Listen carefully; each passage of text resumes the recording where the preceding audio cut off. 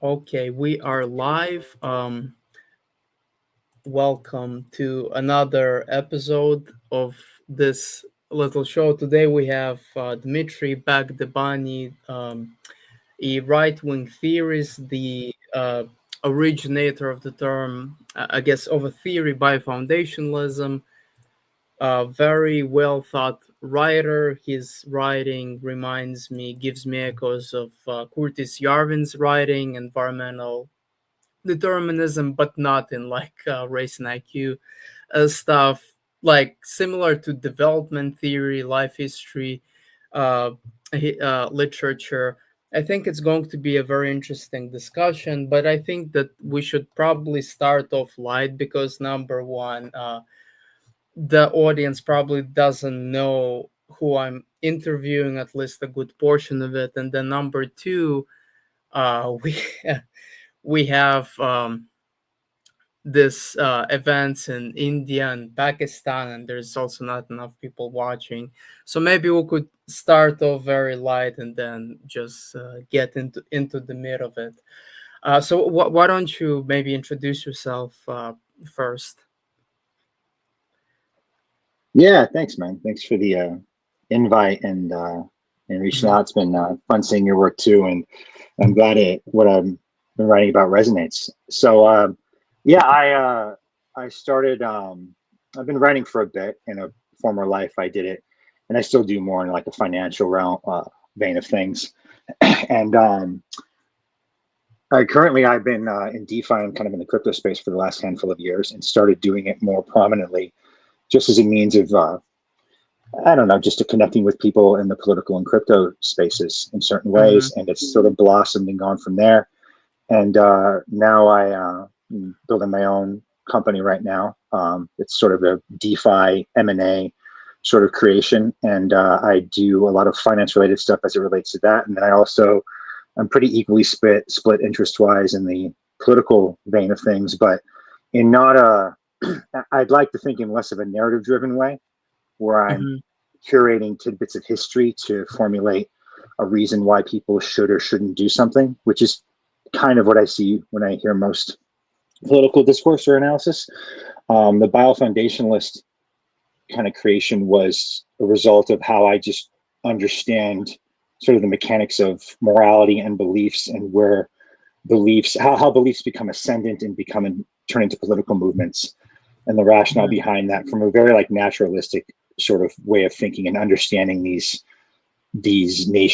as organisms fundamentally and as these Yeah. competing sort of moral frameworks within them as being there for a reason, like not a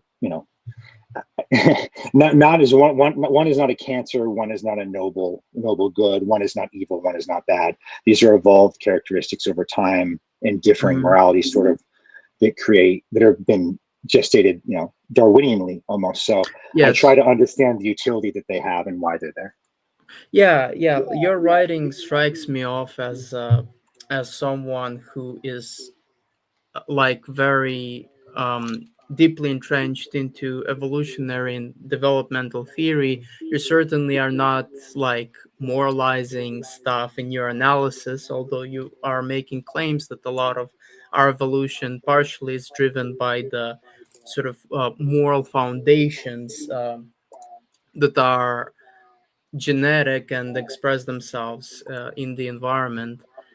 Right. So yeah, I think it is like politically neutral. I know you're a person on the right, but if anything, what you're writing seems to me at least be biased against the right. You're like I've seen people like accusing you of like defeatist attitudes Mm. because Nihilism. you're in a sense there is this oh my god, I don't know if you I I know what you hear mean. my echo on the other side um from your phone. Yeah, yeah, it's better now, I guess.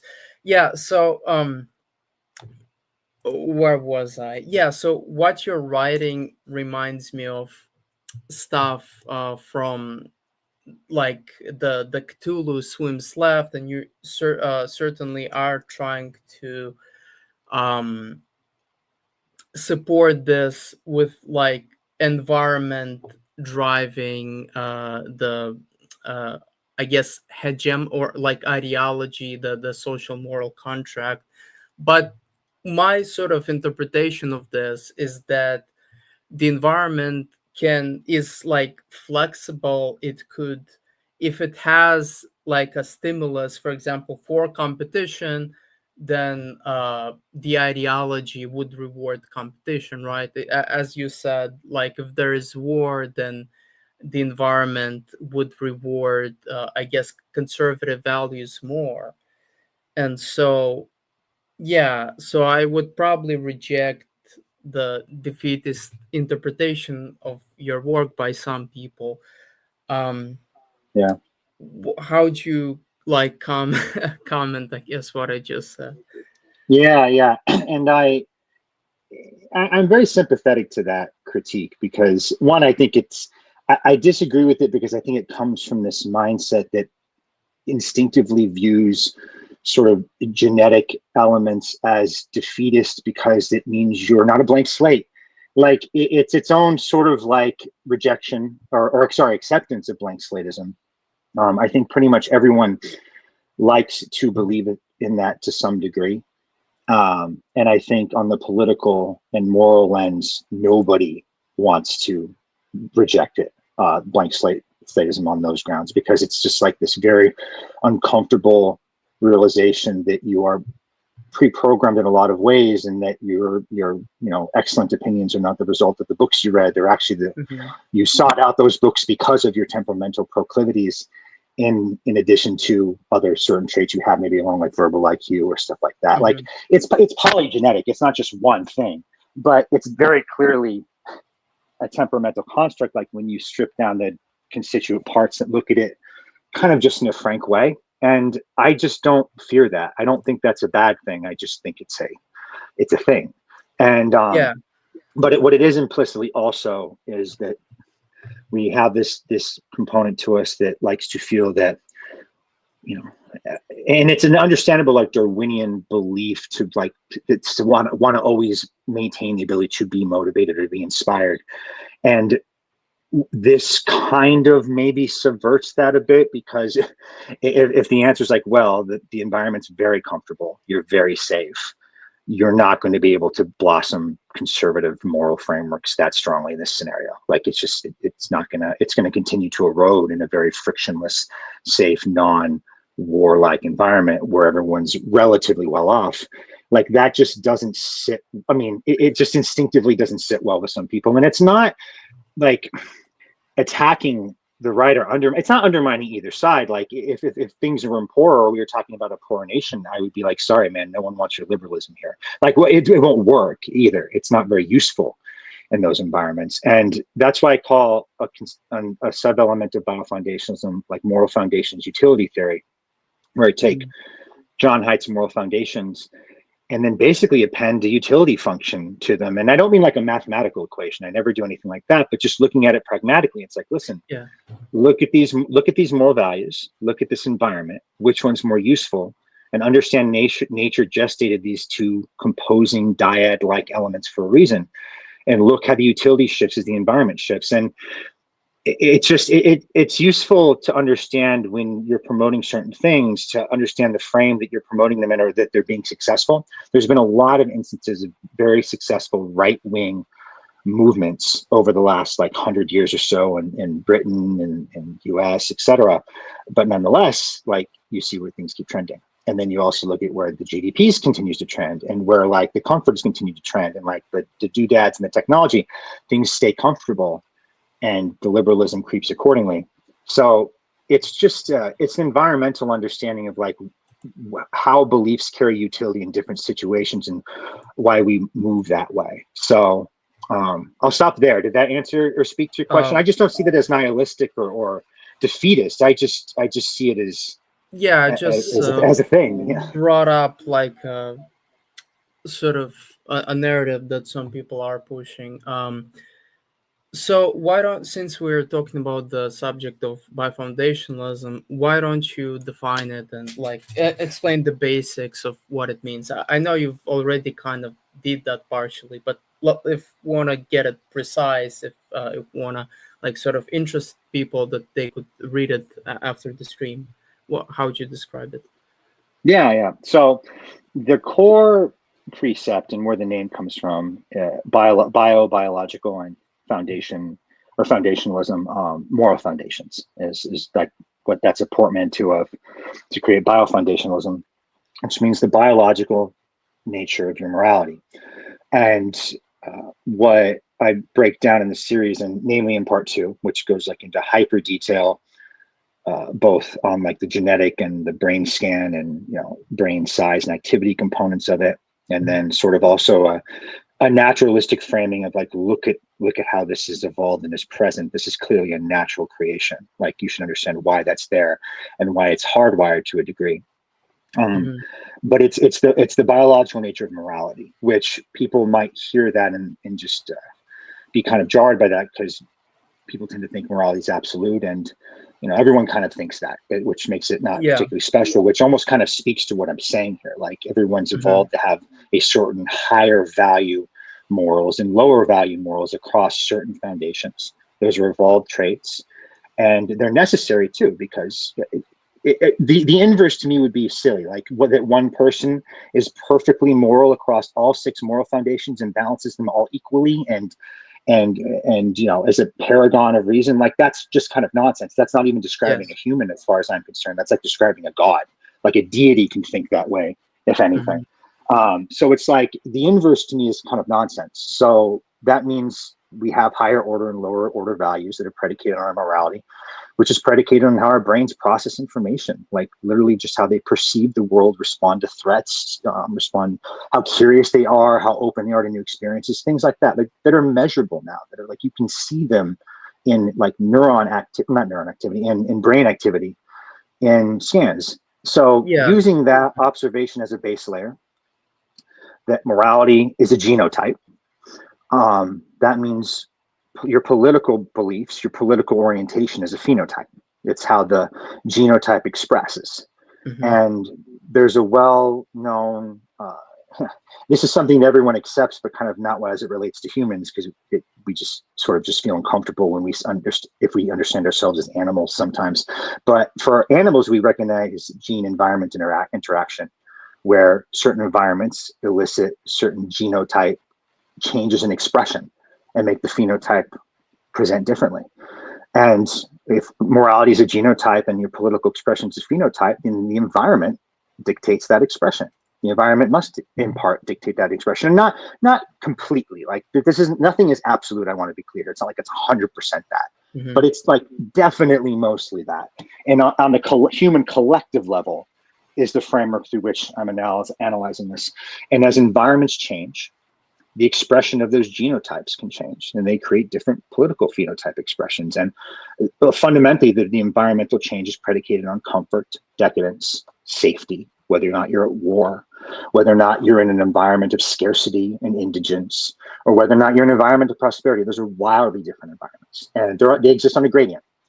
And so as you shift an environment, you will see a shift in the degree that those phenotypes are expressed and the degree to which the morality that they espouse is useful for the human collective. As a simple example, the morality that helps you win a war or helps you create hierarchies of competence to start, amassing resources. Those moral foundations are not equally as useful in prosperity, right? They're not equally as useful in peacetime. And so it's biofoundation is kind of a 2-part intertwining of those concepts, but it's predominantly motivated and understood by the genetic base layer of just human morality and thus political opinions. What would you describe, like, for example, I think that you could certainly apply conservative morality of like order, conscientiousness, respect for the authority when you are, for example, participating in the market. You're not going at war, but you are in a sort of competition on the market. You're selling a certain product, or you have started a company and you need to, dominate over the environment. I think in this case, probably harm avoidance and equality would not work well for you, but conservative moral foundations would work really well. What would you say to that?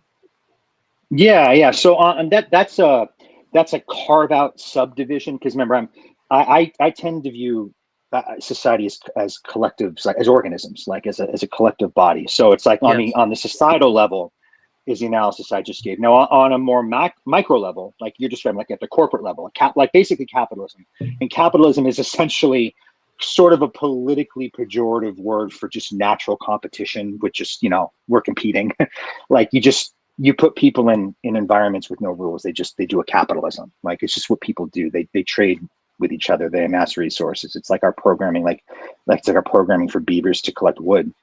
So a capitalistic environment that was inherently competitive. So it's almost like a non-kinetic form of war, basically, is what capitalism is, but for resources and trading and winning markets and stuff. So in a healthy competitive environment, male or masculine morality, which creates conservative phenotypes, but like masculine morality is inherently probably always has a higher utility function there, just Yes. because it's how you survive and win and prosper. So yes, but I would also emphasize that sub environment you just described is almost one of inherently constant war in a non-kinetic way, in a competition resource-based way, where the companies are Yes. always fighting with each other for share. So like Certainly. there's never comfort there, so to speak. If I can just interject, there are a few questions in the chat.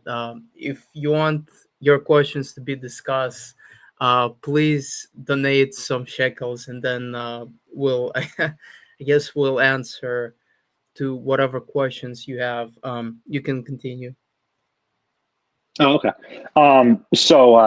Yeah, and you would also see, by the way, I'd add to this, like one of the essays in Biofoundationalism is called "Masculine because you have to, and feminine because you get to." So, Yes, yes. in these competitive and very cutthroat environments, or ones of scarcity, ones of survival, you have to adapt masculine morality because that's how you survive. Yeah. Sanctity, authority, think that create hierarchies, organize yourself, etc. But even within the company sphere, I will add. And typically, the higher gross margins the company has, and sort of the fatter and happier it is. Like you don't see diversity, equity, and inclusion departments at U.S. Steel. You don't see it at the Mhm. companies with low margins. You don't see it at the companies that are like struggling. That are like, shit, we got to survive. Like this is no, not.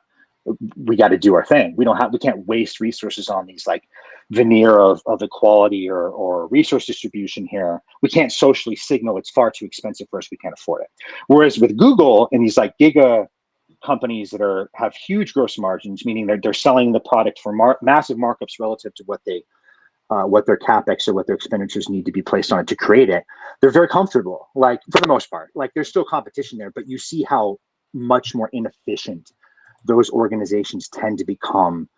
And you see a bit of this sort of like feminizing element to the morality in the fat and happy companies that are just like not going anywhere anytime soon. They have these very like rainbows and platitudes, sort of like, inclusion departments, where like the hardcore, like the coal companies, or like the ones that are struggling, tobacco companies, they typically have much less so. Unless like the Department of Justice makes them have something like that to make sure they don't get sued. But if they don't tend to do it because they want to. Yeah, but I mean, you could also make the argument, and I would certainly make the argument that it's mostly like a product of the selection, the amount of people that are selected in one sphere. They're essentially constructing the environment. There is this evolutionary concept, sort of niche environment construction. So if certain people with, for example, female moral foundations have started a company, then they would run it in accordance with their moral foundations. So uh, that seems to be very intuitive. That Maybe, that's maybe. Yeah. I agree Mhm. with that. I agree with that. I would add that those sort of more non hyper aggressive companies, like those things tend to not. Yeah, I'm not sure yeah. examples you can point to, but companies like that tend to only exist within very prosperous countries where they can like be not super Or they profit exist seeking. within the state. Right. Yeah. Or they have some kind of subsidy, or like Bumble, for example, the girl who Hmm. founded that was already rich. So like she's just it's it's a serious company. Obviously, it publicly trades. It's not doing well at all. But they can adopt these like hyper feminized morality kind of things because it's just not their goal, obviously, to maximize shareholder value so much. But you know what? Look at their stock and look at the company. It's responding accordingly. I don't know how long that company's going to last.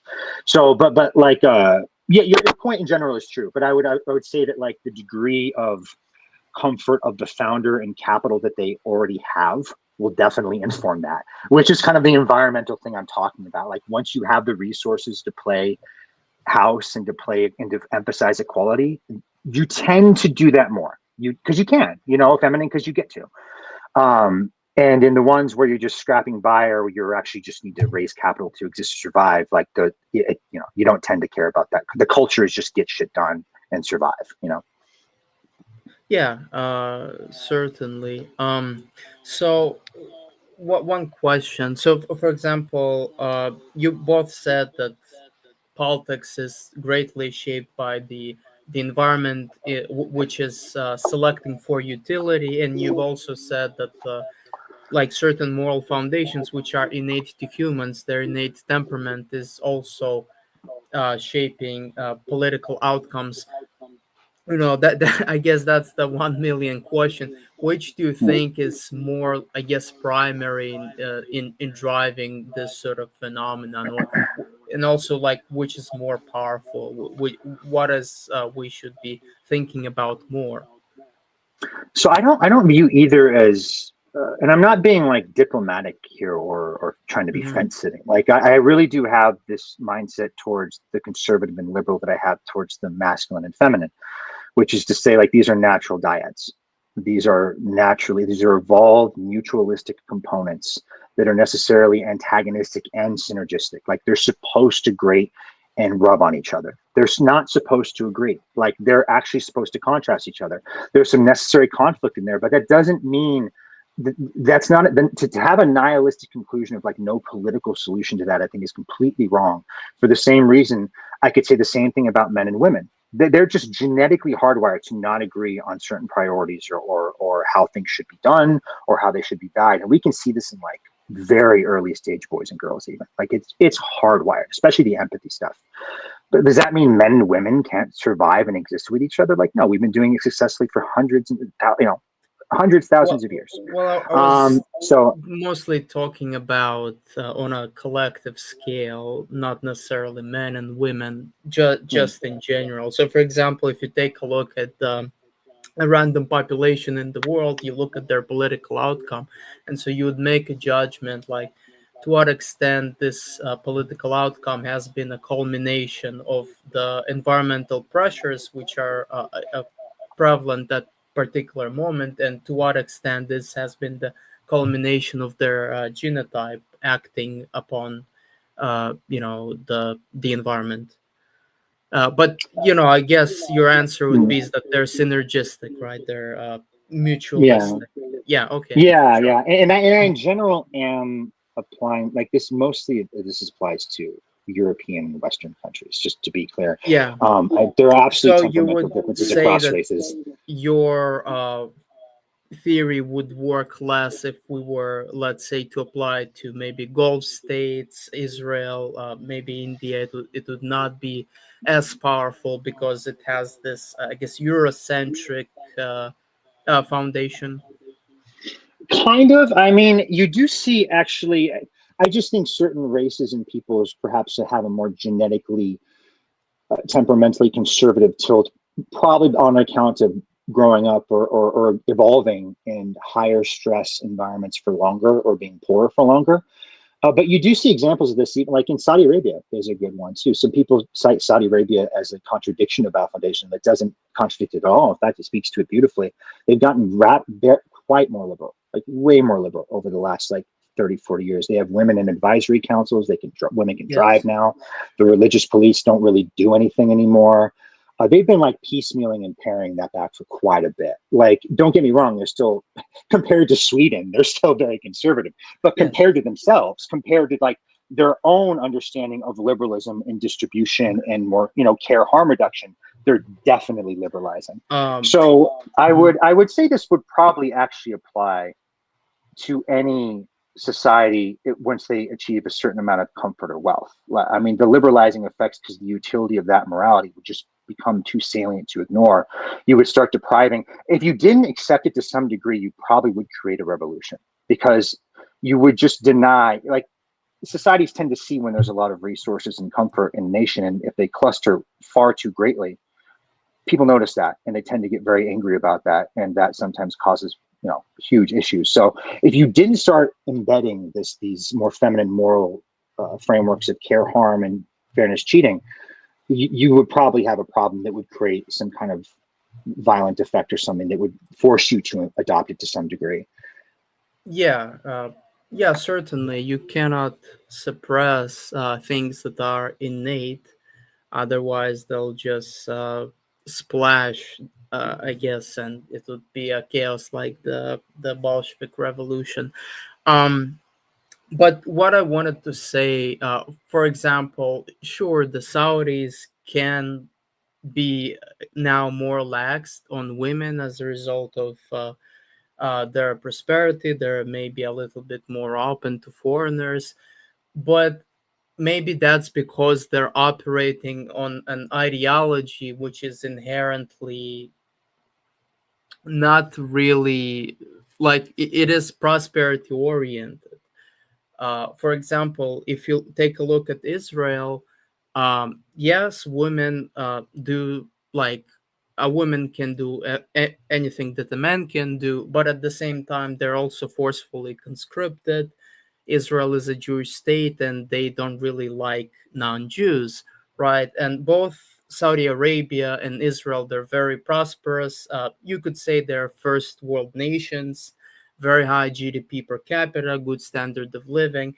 But at the same time, I don't know about Australia, but for example, Israel has a very strong, like negative ethnocentrism towards the out group, right? So, Mm-hmm. like, what's your take on this? I think, and I mean, you tend to see this though in a lot of environments that just have historically high levels of conflict, like India and Pakistan. Like they've always Yeah, been fighting and they kind of hate each other, right? And Arabs and Jews, and in Israel, I mean, Israel sits among. It's the antithesis of the U.S., which sits next to allies and oceans.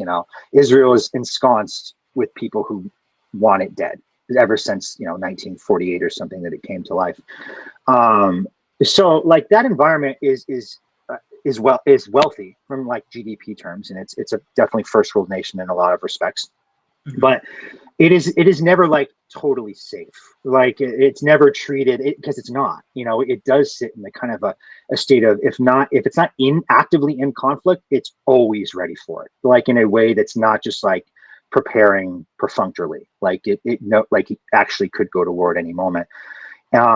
So that does not create an environment of like pure comfort. I would expect an environment like that in a setup to have sort of high negativity towards out groups, as they should, which is kind of the hmm, essence of conservative morality. And it has a lot of utility too. It's part of the behavioral immune system, which correlates very strongly with conservative temperaments and sort of threat detection, which conservatives demonstrably have far more. Like they notice negative faces much more quickly. They notice black dots on pieces of paper, like little things in tests that their threat detection is far higher. They react more conservatives react more quickly to little puffs of air in their ear, to loud noises. Like it's genetic. Like it really, like compared to liberals, they have these traits that operate on a purely subconscious level.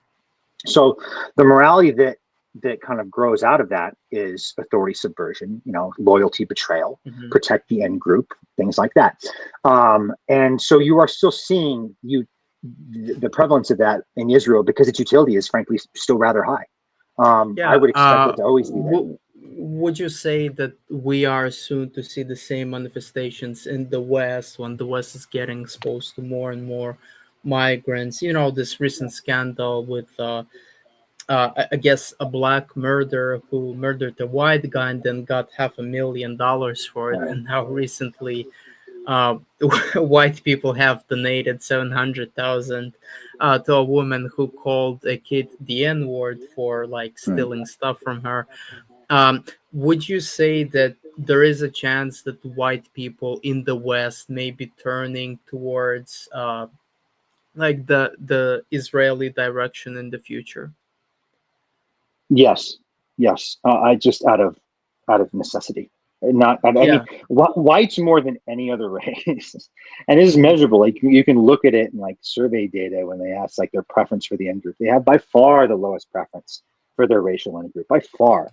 I mean, it's Probably just had. I think we to their need to test detriment young almost. Zoomers, young right wing Yeah. Zoomers. I think it would be very high now. It'd be Um, higher, but like compared to like other Zoomers of their races, I would be very surprised by that. Like especially liberal whites, they're just have like no, they have a negative preference for their race. It's yeah. incredible. They're the only subset of human that exhibits that entirely unnatural, completely like it's unnatural by any way you want to use the word unnatural. Every other race exhibits this, and conservative Okay. whites exhibit it to a So bit, but how still not very about much. we discuss them? So what's wrong with white liberals? Since every race has a, I guess, a positive view of their own race, they're positively ethnocentric, including white conservatives. What's wrong with liberals that they're acting, I guess, this utilitarian, or maybe one could make an argument that in their particular case to be anti-white is a form of utilitarianism. What's like the biofoundationalistic take on this sadomasochism of liberal whites? That's a good question, and I want to qualify this because when we say liberal, like this, that is not a catch-all term to mean liberals always think this in any environment, and that's just what they do. Like they don't. In fact, if you look at past Democrats, liberals, they weren't like this. They weren't like these race, self-hating types. They were, pretty fairly reasonable about things. Frankly, they were focused more on unions and, labor rights and just, in like sane things. But as you get an environment that becomes increasingly decadent, remember, liberals are very like the liberal morality, feminine morality is very concerned with care, harm, and fairness Hmm. cheating. It becomes what I call hyper moralized um, Yeah. along those foundations in decadent environments. And conversely, a nation becomes hyper moralized around conservative moral foundations in war torn environments or poverty. You become like obsessed with authority, subversion, loyalty, betrayal, because that's how you survive and get out of it. And those are like the premier overarching moral foundations. And then the more decadent you get, the more you see this care harm morality become basically pathological, where the care harm is no longer applied to yourself, to your nation. Even it's always the Hmm. other. It's always the out group. It's like kids in Palestine, not kids down the street or like in Akron, Ohio. Like they're abstractions, but the foreign nation isn't to you. It's the kind of like it's sort of like the apex luxury belief, basically. And Hmm. a big saying I often say in Biofoundation is like luxury conditions create luxury beliefs. Like they go hand in hand. Hmm. Because you couldn't have those beliefs in any other environment. You die. You wouldn't survive. Like you could only believe these like social signaling pseudo luxury beliefs in decadent conditions. And so as conditions have gotten just increasingly just more decadent and just comfortable, and you just see these sort of like beliefs become forms of social signaling or become like displays of like displays of their allegiance to certain like liberal causes, which I think is what you see when you see them sort of being have negative selection for their own race. So I think liberals have trended this way because environments have gotten increasingly more decadent. They've gotten increasingly more comfortable. These luxury beliefs can be adopted, and like the care harm morality is just metastasized into this kind of absurdity, which is kind of how you get the entropy of these sort of overly decadent environments where you get too feminized. You want some feminine morality, it's healthy. But when you get too decadent and too comfortable, you become hyper feminized, you become hyper moralized along feminine moral foundations, and you see the results of what we're talking about here. Like white Yeah. liberals, And that feminine, that feminine moral genotype is so like exaggeratedly expressed. And even the conservative political phenotype is trending the same way. Both are swimming left in this comfortable environment, but both could swim the other direction though in environments that were less comfortable. Yeah, well, what I also sense from what you're saying and just observing these trends in general, white conservatives and white liberals, they seem to react to, I guess, the same environmental pressure completely differently. So they often take upon diametrically opposed beliefs on literally anything. So when the tariffs debate has just, I guess, taken place, white conserv and before it has taken place, white conservatives and white liberals, they were equally, I guess, apathetic to tariffs. But then as soon as Trump declared this tariff war, white conservatives became more supportive of tariffs and white liberals became less supportive of tariffs, which is, really interesting. But I guess that's tribalism at work. Right, um right. yeah, when I was like reading your stuff, I mean, what you're saying does seem to be like common sense. It does seem to hold up in a lot of ways. But there is one recent thing that I've thought quite a lot about. So when the Ukraine war first broke out, I remember Richard Spencer making the claims that it's going to be like a European awakening, that right wingers would start supporting Ukraine en masse. Ukraine would show us what like European and right wing values are. But years throughout the war, and almost immediately as soon as the war broke out, and a lot of people in Europe certainly felt that this attack on Ukraine was not just an attack on Ukraine, it has also been an attack on Europe as a whole. And if you look at their, um, I guess, polling data, they became more left wing. And also in Ukraine, so the Ukrainians became more left wing, and they also, had visibly way less children.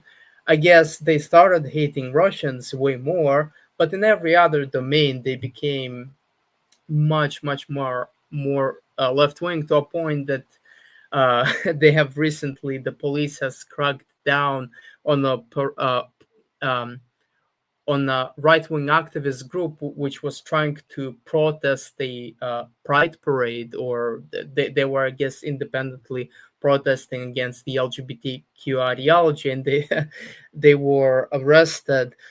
So I think that's funny. And the only people who became more right wing as a result of the war, they are basically young Zoomers, and most of them are supporting like pro Russian parties.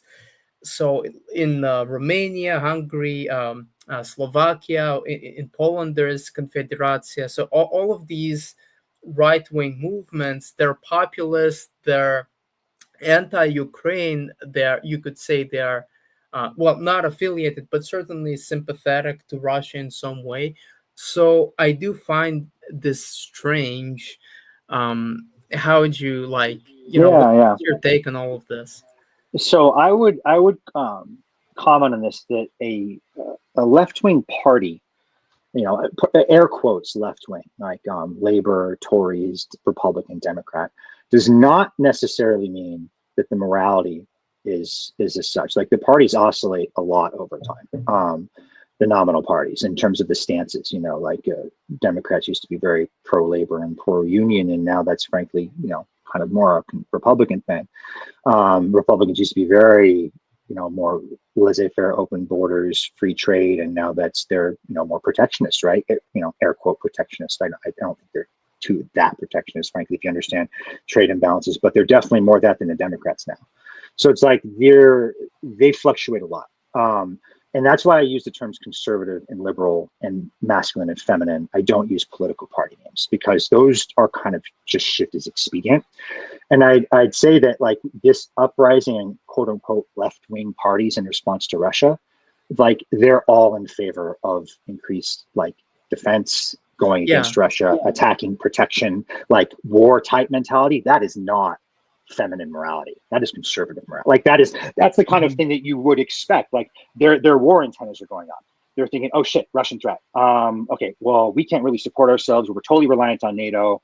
We're kind of a vassal of the US. They seem to not care as much as we do. Whoa, we gotta like increase the spending. We're gonna really lock down on like pro-Russian things because we see this an existential threat. You see like that with Ukraine now, where like if you say anything pro-Russia in the borders of Ukraine, like you're just thrown in jail. I mean, because they're at war. Like in its own way, I understand that. Like I get how, you know, you are in an existential territory. You have no, you know, you extend human rights are extended as like as comfort sort of allows, basically.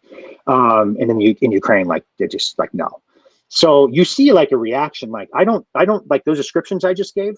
Those don't seem left. Those don't seem liberal to me. Those can strike me as actually very conservative morality beginning to take hold in a protection, protect the end group, protect Europe against this external threat sort of thing. So I don't, you know, But these things isn't take on that odd like shapes. ironic that the conservative morality takes place in the minds of like I don't know, radicalized green voter lesbians, and then sort of feminized morality is taking hold in like Chud nationalists who are saying we need less immigration. Yeah.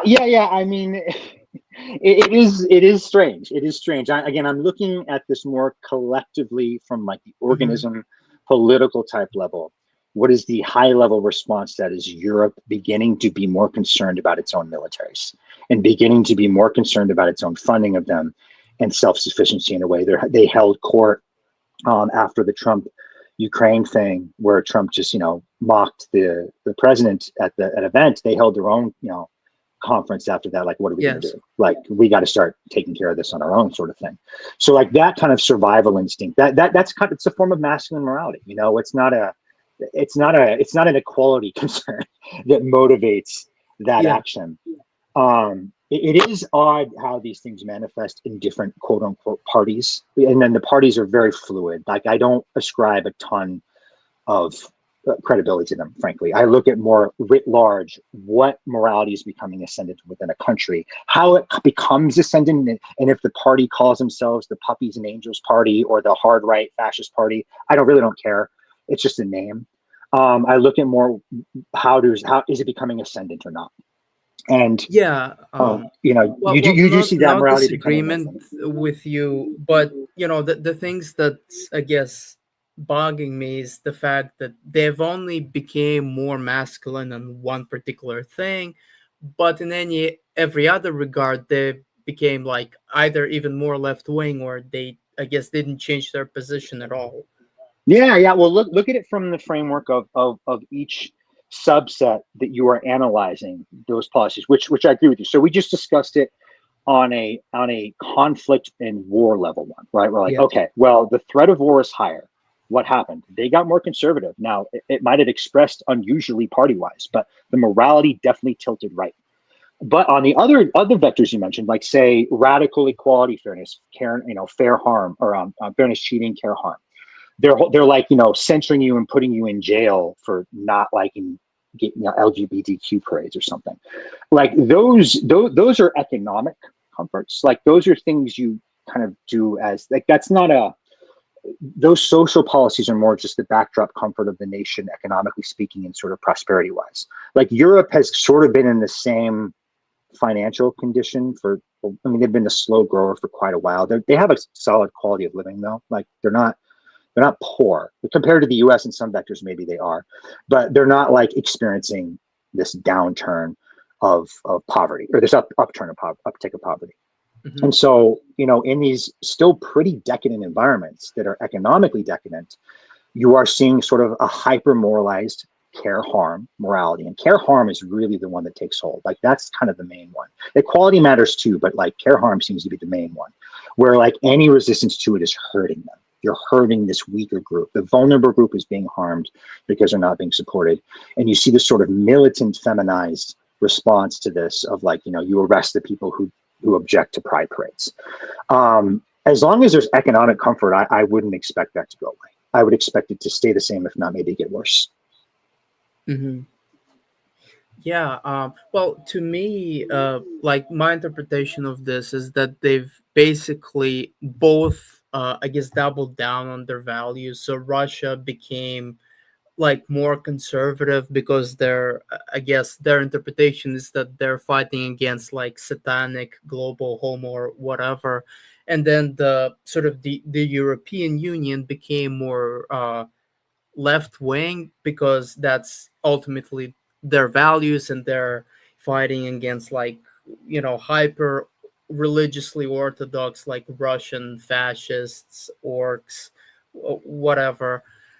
So like, and that's what we're basically, I also see in Canada right now. So Canada became a lot more liberal after Trump started issuing threats, saying that, yeah, Trudeau is like a governor. I want to annex Canada. They should become the 51st state. And Canadians have doubled down on their liberalism. And liberalism is like a distinctive mark that Canadians have in relation to the United States. So they're thinking that United States are like, crazy people who, like evangelicals, whatever, like the usual stereotypes. And Canadians are these open-minded, and welcoming people who are very nice, and so they double down on it. What do you think? Like what I'm saying, that does make sense. It does, but I would see this more as from, it's more of a reaction. It's not. It is a That's reaction, yes, yeah. That's not a morally motivated. I mean, it is. but it It does is have a a moral motivation. morally motivated. Well, uh, it's it kind of. I mean, what Trump was speaking about there with like tariffing Canada and then absorbing them into the U.S. as a as a state, something yeah, like so that. that That triggered is the it's conservative, I get. defense. A Yeah, defense. and then it caused them to double down on their liberalism, and they became more left wing as a result. So that's my interpretation. And of course, liberalism. Not saying, like, first of all, I don't believe the Liberal Party in Canada is very much liberal, considering they want to take away guns. Right. So Right.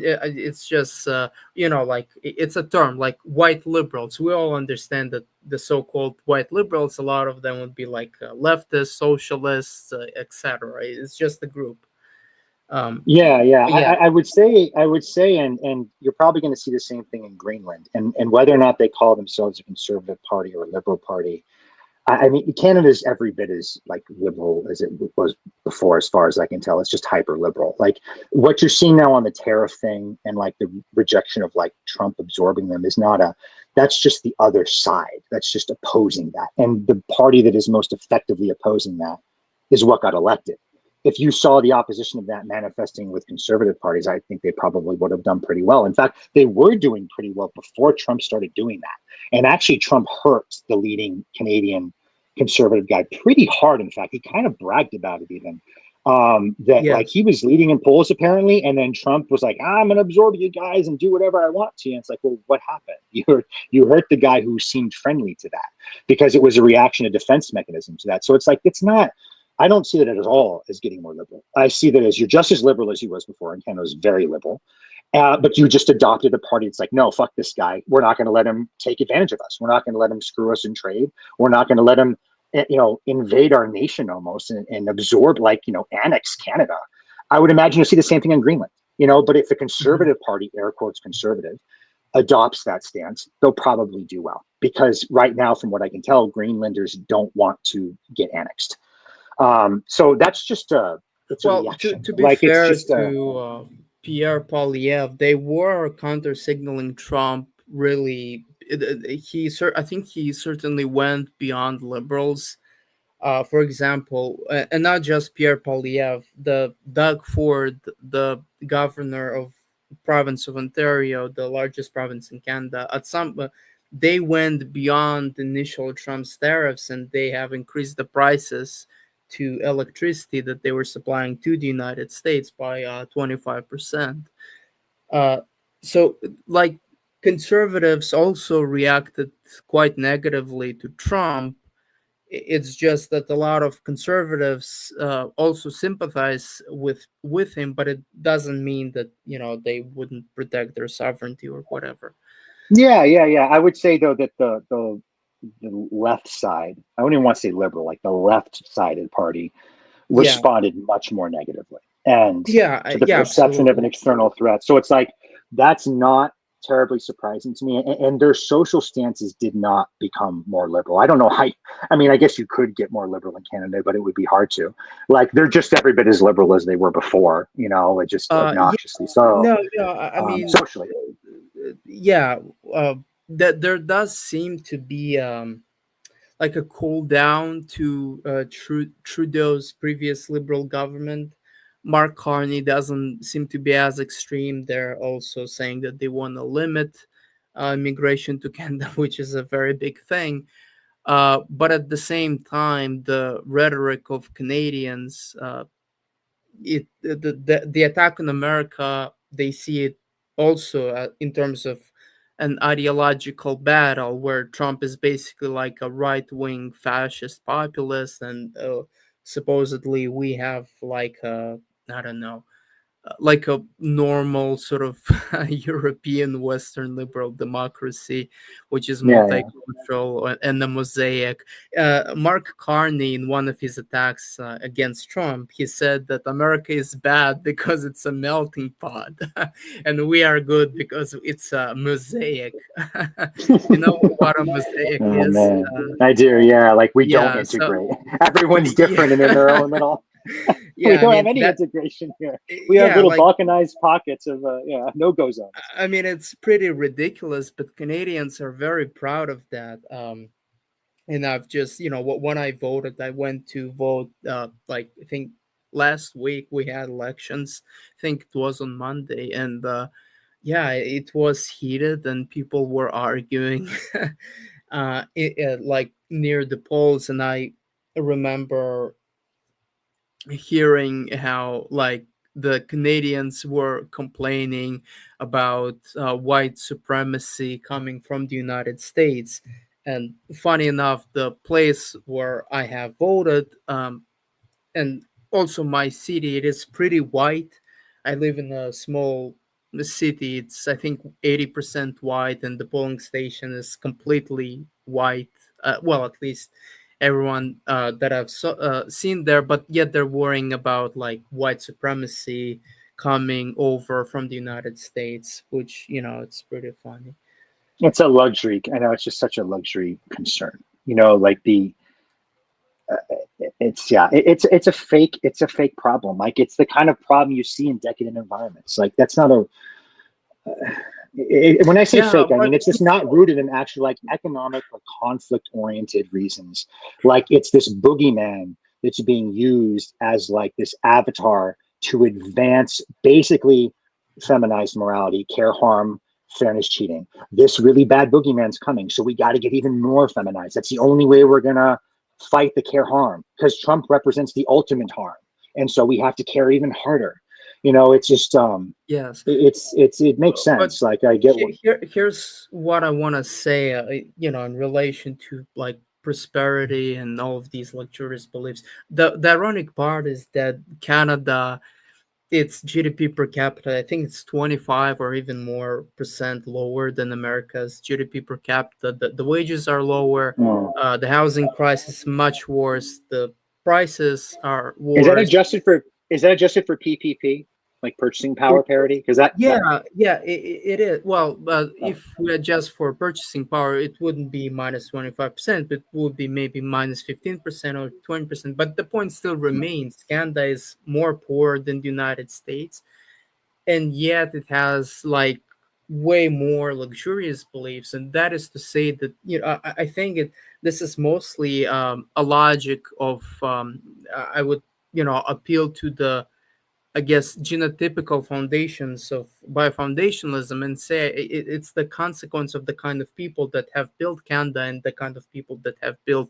the United States. We didn't have all of those, what's it called, like Scotch Irish hyper conservative peoples who would, Puritans who would come over, and Baptists and these sorts of traditionally very right wing people that would come over. We had people who are a lot more liberal, and I think that, and traditionally Canada has always been to the left of the United States for as long as I remember.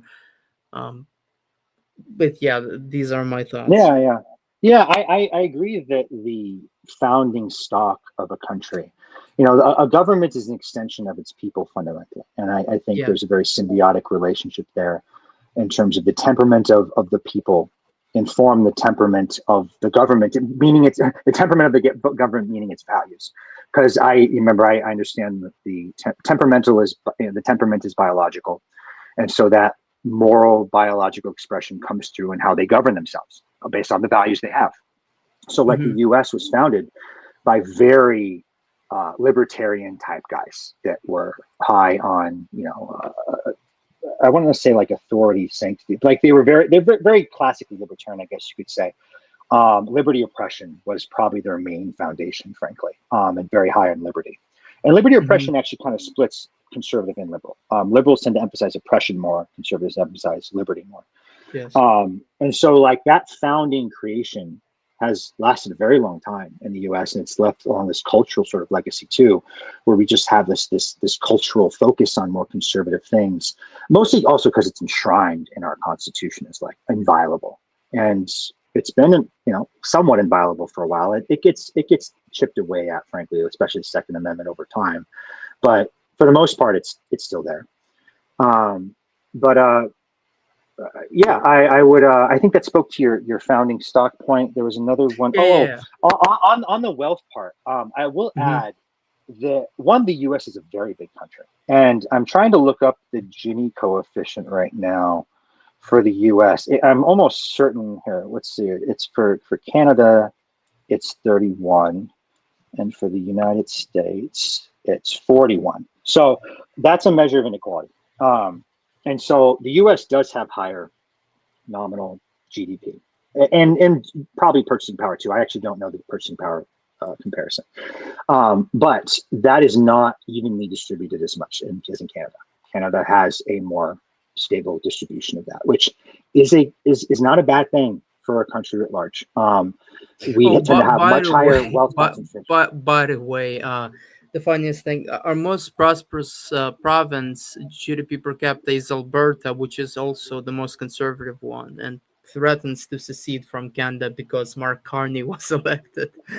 So yeah, that's a Yeah, yeah. major thing too. And our poorest ones are New Brunswick, Nova Scotia, Prince Edward Island, the Uh, traditionally liberal voting demographic. So we have this completely inverted. Yeah, I mean, we have examples of that too. Like Texas, for example, as a country is as a country, it's a state, but as a country, be like the seventh or sixth largest economy in the world, and it's always a little, likes to talk about secession. Vermont is very poor and very blue, so it's Yeah. like there are little pockets of this in a collective of people that might sometimes look a little contradictory if you look at them underneath the hood. And frankly, I don't know much about Alberta under the hood.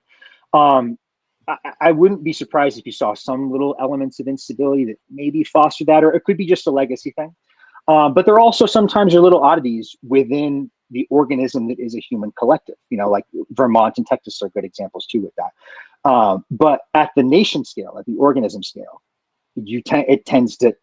those tend to get averaged out, right? Extremes like a rich Alberta wanting to succeed and a poor Nova Scotia or whatever it was wanting to be super liberal, those are more outliers. You tend to see just sort of converge into the middle when you tally all the votes, and all the votes collectively represent the country, so to speak.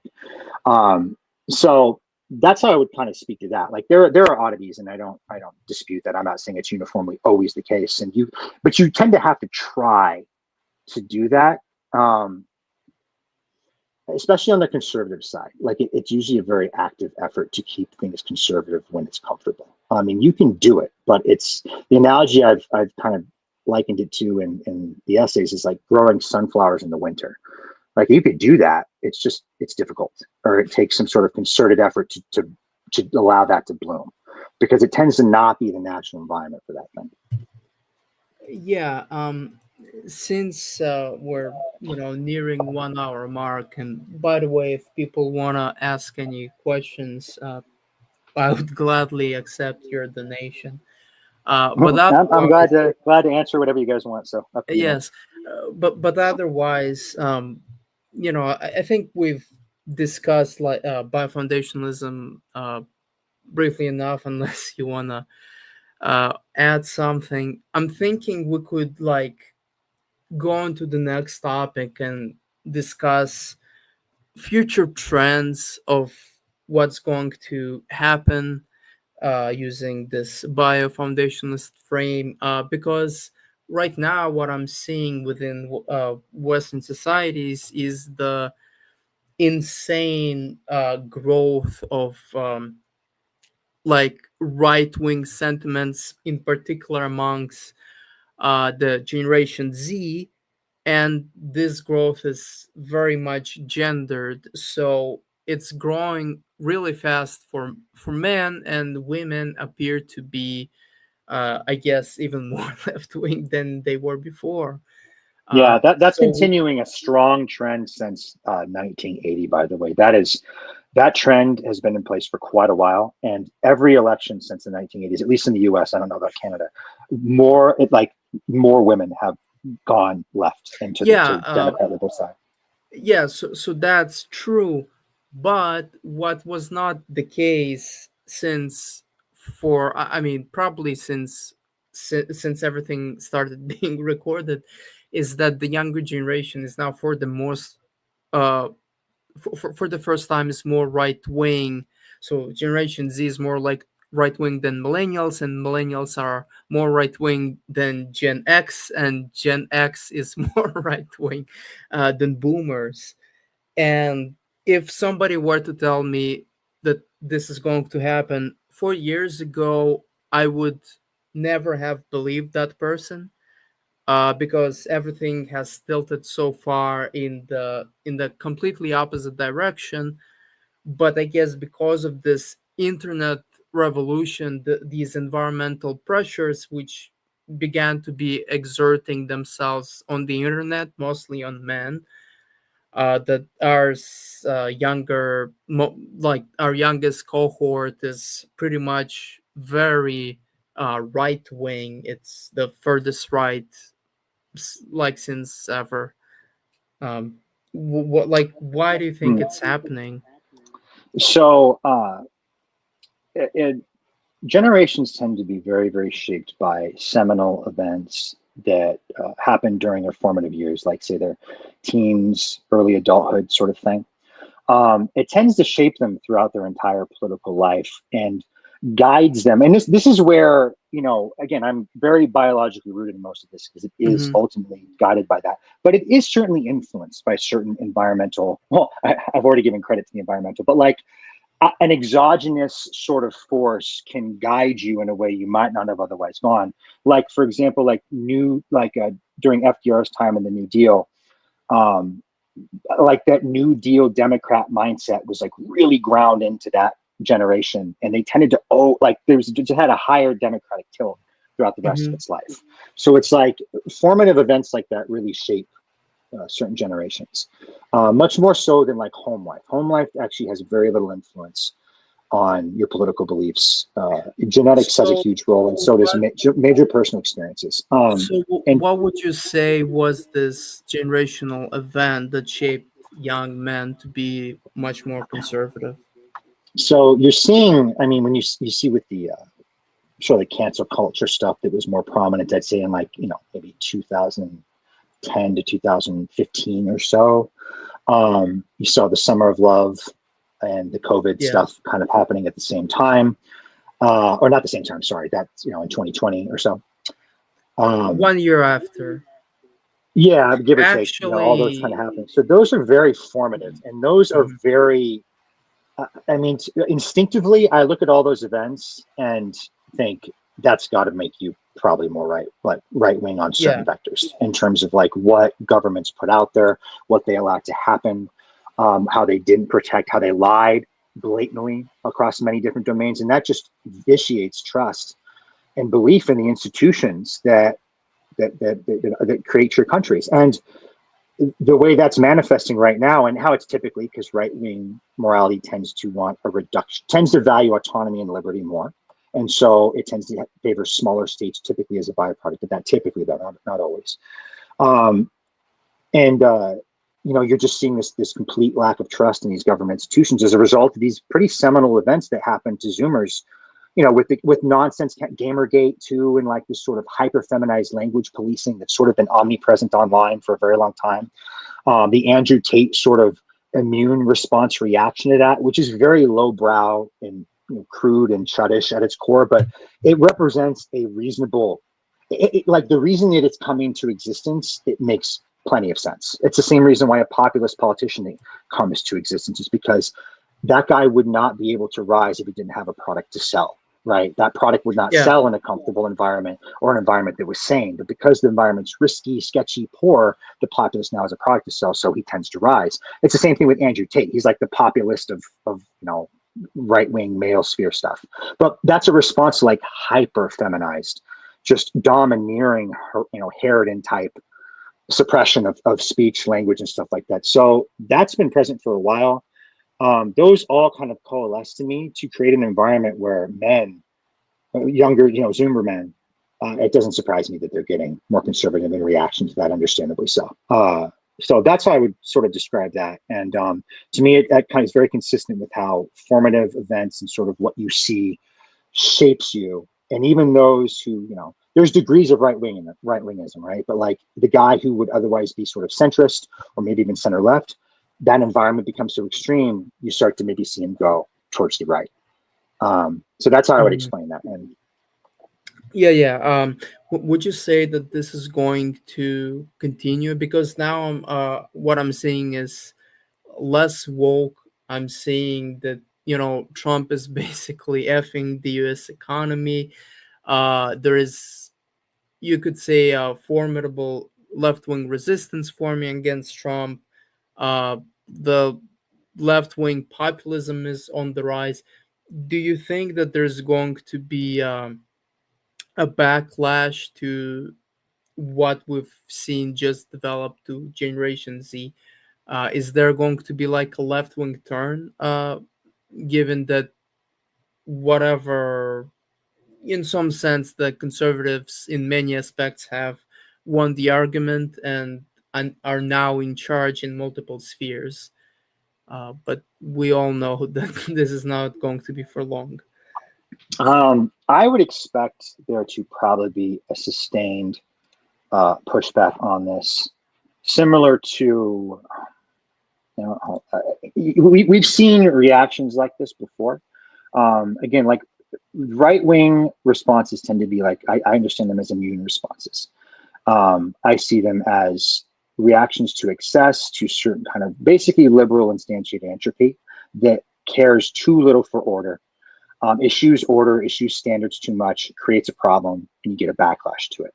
What I'm seeing so far is that the right is not respecting order enough. They're doing some stuff that isn't constitutional. Not that I'm like against it or whatever. I mean, I don't really have a dog in this fight, but a lot of what Trump is doing right now, I guess that the framing of it is that it's very much illegal. I mean, Mhm. So I've written on this before, and to that I'd say, escalation is a son of a bitch. And when you start issuing laws or weaponizing the legal system to go after your political enemies, it is not even remotely surprising that when that power turns, they do the same thing. So I don't make any defense of that from any sort of order-based legal ground. Like, to me, that's game theory at this point. Like, we're not even talking about biofoundationalism. We're talking about just like being a thinking person and looking at what your enemy is doing and just matching that. It's the same as warfare. If they are 37 felonies for the way you classify some money at a company 30 years ago, like, even like Comey, like the governor of New York, has said this is a bullshit charge. It's like it's not Yes. real. Like they're seriously just sticking him in jail. Like it's made up. It's kangaroo court stuff. We saw this with they went after Trump lawyers too after he left office. They've like this has been going on for a while. I have certain beliefs about the election of 2020 that are based on statistical stuff. It violated a lot of statistical norms that have never been violated before.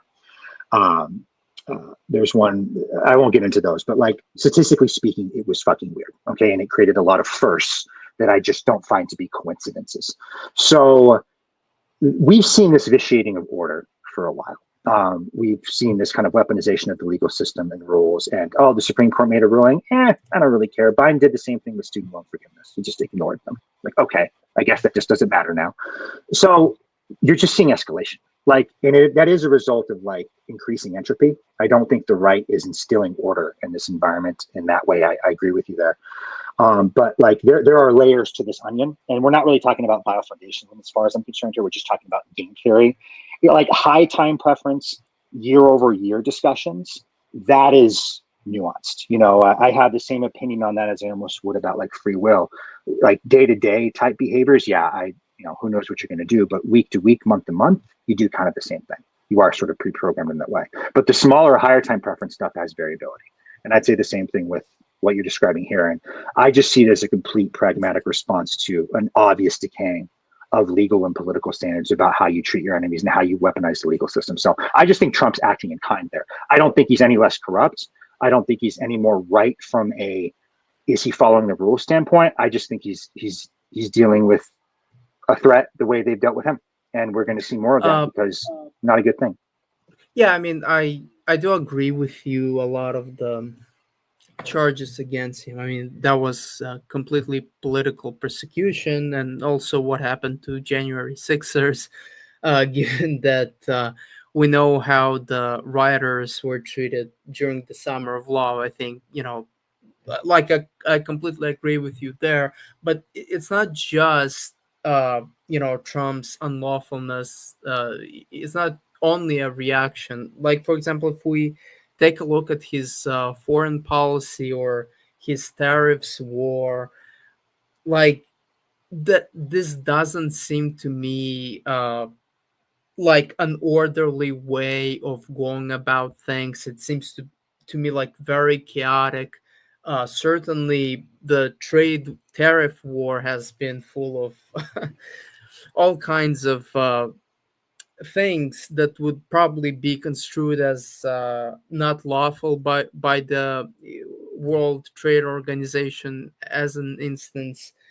And just the fact that, for example, Trump lies that he gave $350 billion to Ukraine, or that I don't know, like some country charges the United States 100%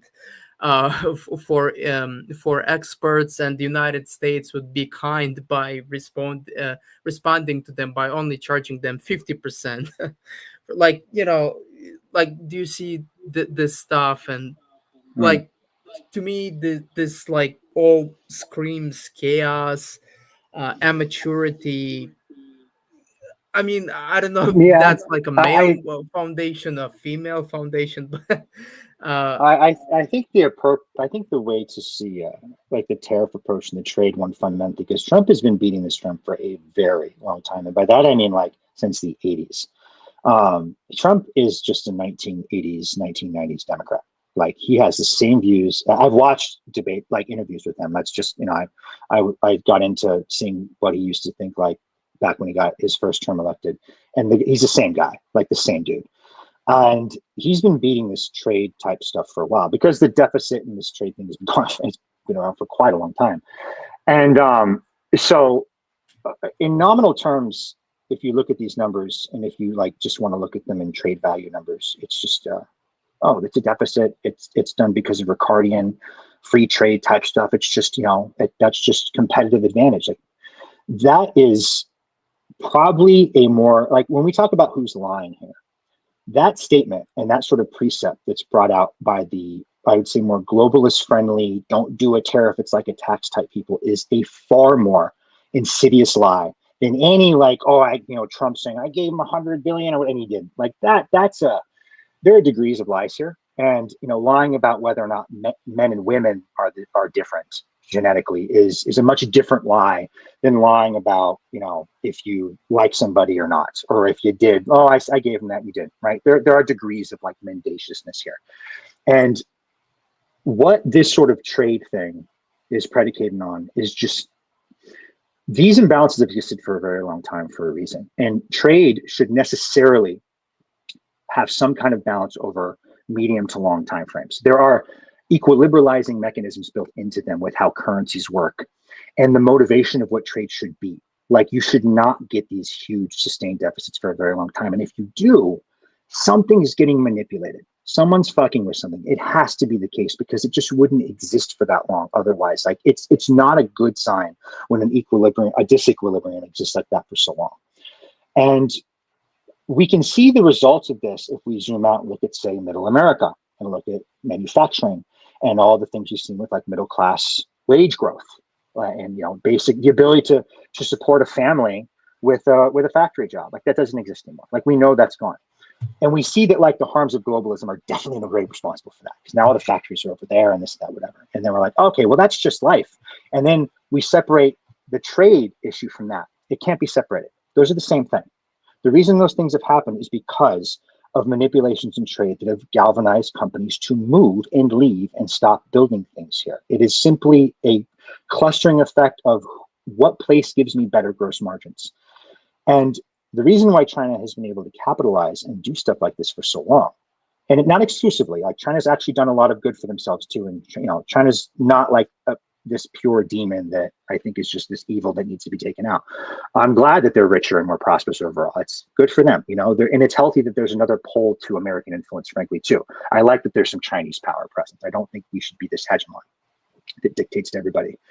But they have sustained this sort of massive imbalance. It's only getting larger for so long on the back of some very insidious policies that don't manifest as trade policies. And so people who like to, speak from their navel about this, pretend like, oh, China's not tariffing us. Yeah, but what about what they do to their currency?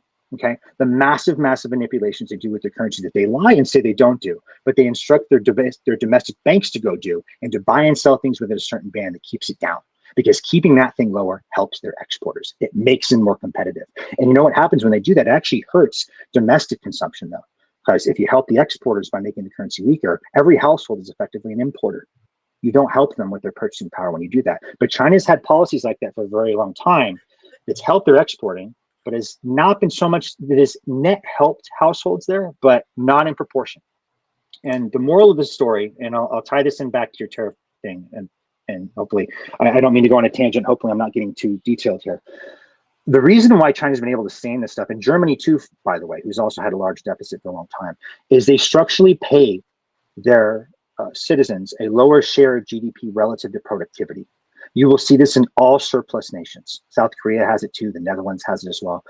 They do this in large part with very has America exports more to Netherlands than imports. I'm talking about net surpluses, not with one country. Trade doesn't clear bilaterally; it clears globally.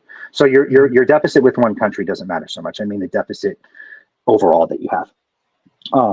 With China through things like the Hukou system, with Germany through regulations called the Hartz reforms, they have structurally undermined labor's ability to get paid consistent with their productivity. And structurally, you'll see this in every consistent surplus nation. They basically hurt labor. They undermine labor's ability to gain wages to grow. And in doing so, unsurprisingly, their manufacturing gets more competitive. Wow, like that's amazing. Mind-blowing stuff, right? That is an industrial manipulation that manifests in trade. But no one sees that because it doesn't come out as this clean little tariff that you can point to. It takes a little bit of nuanced understanding and looking at GDP growth relative to productivity and how they're getting paid to understand that. A Chinese worker is about 20% as productive as a US one. They're paid about 15-ish% of the wage. That's a huge disconnect. That's a major problem. And what tariffs do is they destroy that nonsense advantage that basically China and Germany and other nations have created by structurally undermining their own labor. Because if you don't mitigate that, you are going to keep losing industries and outsourcing that to other nations. So you need to understand this sort of behavior writ large in a broad-based trade dynamic and see the strategies the other countries are doing. It's basically a prisoner's dilemma. And unless you engage it that way, it's not going to make sense. You're going to see tariffs. You're going to think, oh, it's going to make the trinkets more expensive next month. Like, yeah, it'll probably do that. That's not the point. The point is long-term stuff. The point is what happened to the middle class over a long time. The only way you have any chance of fixing that is if you mitigate and stop these sort of mercantilist activities that are done underneath the hood by countries like China and Germany by hurting labor. Well, I don't know. Like it seems hard to, but how, for example, is Germany hurting its own labor? I think. Do you seriously think that they're getting underpaid? Uh, Through the this wasn't Germany used to have a deficit in the early 2000s, I believe, and then they instituted something called the Hartz reforms, Hartz 1, 2, and 3. These reforms were built around increasing employment. Okay, but what they basically and I covered this in an essay called the insect method that maybe you might want to link in addition to the biofoundationalism ones. It'll break down the detail that I'm giving here, because it might seem odd for me to lump Germany in here as well. But Germany is used a very similar strategy in terms of what they've deployed to sort of gain this advantage. What it basically did is created a lot of mini part-time jobs, like delivery jobs, Uber drivers, like people delivering you your food. It hurt labor's ability to unionize. It hurt labor's ability to basically demand higher wage growth. It hurt the ability to go on strike. South Korea actually makes strikes illegal. And what it did is it nominally increased the employment number, but it hurt wage growth, because now you can get fired for reason. Now you can, and it made the jobs worse. So like the employment number is better on paper, but the employment itself is not better. but And Germans now the get United paid. States have the same thing though? No, you need to look at it on a share of per share of productivity. Germans' GDP share consistent with their productivity is lower than the US's. Like China's is around 10 to 15. And Germany's is about 15 to 16, I believe. I'm quoting Michael Pettis on that one. But that is where the advantage comes in. You are not getting paid consistent with your productivity levels. And reforms like this that hurt labor allow that to happen. And these surplus nations almost all have that. They have manufacturing shares higher than the global average, and they have productivity shares of GDP often lower than a lot of averages of deficit countries. So that is what we're talking about here. We're not talking about some Ricardian benefit of like, well, the Chinese just make a good semiconductor. No, I get it. They're hurting labor. Like, it's not a hard thing, and you have to. This is how you compete with that, by the way. You either hurt your own labor in response to that, right? Because that's how you got to just pay people less. Is that a? I find that to not be a viable, healthy way to structure society. It's like, well, we got to compete with China, who they're kind of treating their people like, we want to pay you as little as possible. I guess we have to match that. You either match that and compete with it on its own terms, or you destroy that nonsensical competitive advantage that is an industrial policy. It's not a trade policy. And so people don't recognize it as a trade policy, but industrial policies are de facto trade policies because they impact trade basically all the same. So, do you think, is there any other way to tackle this problem, to fix it, other than tariffs? Yes. And it's one that actually might be more palatable, frankly. Wall Street would hate it. But the normie core, like normie cons, would probably be more okay with it, because just tariffs just freak people out, even though it's a perfectly viable approach to mitigating this pernicious sort of competitive advantage. I should stop saying competitive advantage. Undermine this manipulation that is being done to labor in surplus countries. Like, that's what tariffs basically are meant to do.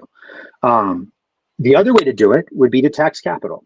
Like, that would do the same thing. If you understand how the balance of payments work, like a capital account surplus must create a current account deficit, or a trade deficit.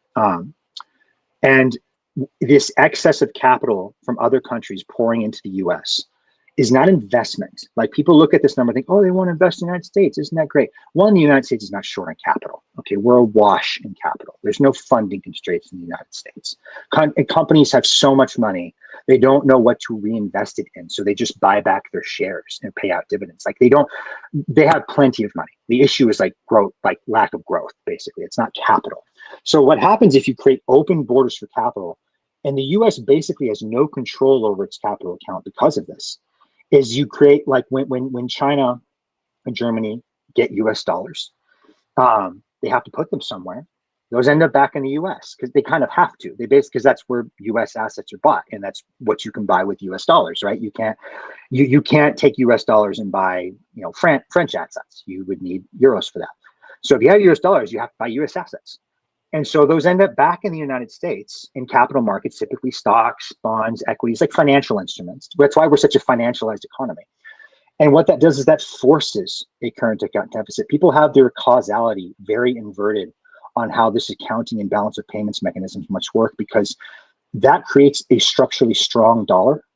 And the stronger the dollar is, the less competitive we are as exporters. Remember what China does to undermine their own currency for their exporters. When you allow these open borders for capital and this, extremely comfortable equity markets and very safe place to put your money, you just make the dollar even stronger. Now, Wall Street loves that. NATO and the CIA probably love that too, because dollar diplomacy, and you can use the currency as a weapon, kind of.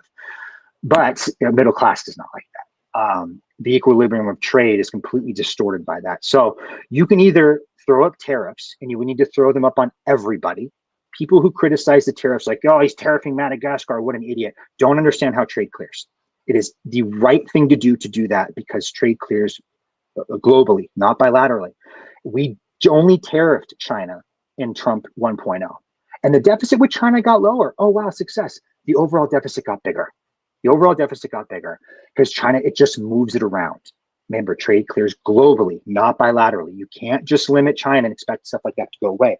You have to structurally undermine the distortions of certain surplus nations, and it has to be uniform.